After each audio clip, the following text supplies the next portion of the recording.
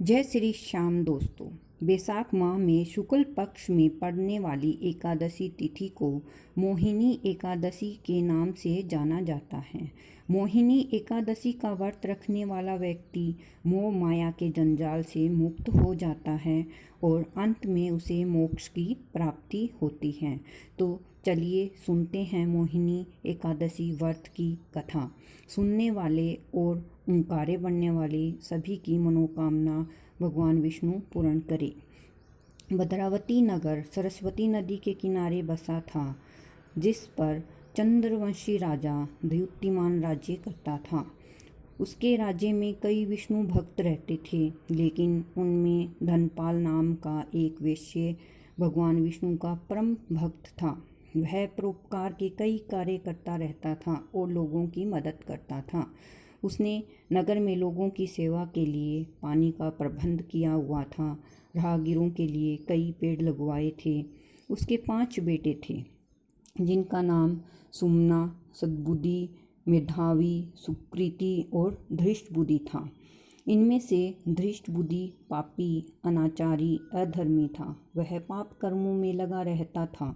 धनपाल उससे बहुत परेशान था और एक दिन तंग आकर धनपाल ने धृष्टबुद्धि को घर से निकाल दिया।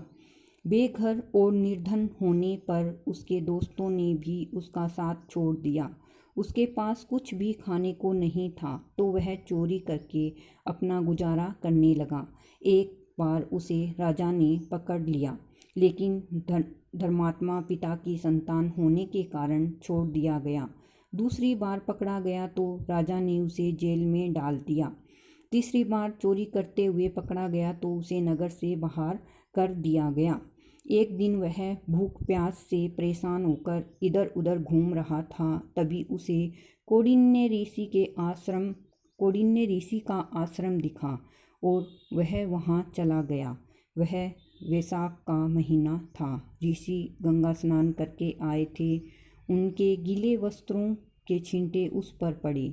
ऐसे में गंगा जल के छींटे से धृष्टबुद्धि को कुछ बुद्धि आई। उसने ऋषि कौंडिन्य को प्रणाम किया और कहने लगा कि उसके बहुत पाप कर्म किए हैं, इससे मुक्ति का मार्ग बताएं। ऋषि कौंडिन्य को धृष्टबुद्धि पर दया आ गई।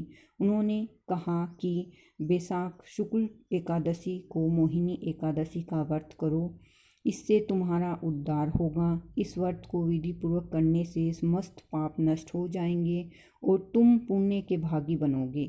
उन्होंने मोहिनी एकादशी व्रत की पूरी विधि बताई। मोहिनी एकादशी के दिन उसने ऋषि के बताए अनुसार विधि विधान से व्रत किया और विष्णु पूजन किया। व्रत के पुण्य प्रभाव से वह पाप रहित हो गया। जीवन के अंत में वह गरुड़ पर सवार होकर विष्णु धाम चला गया। जय विष्णु।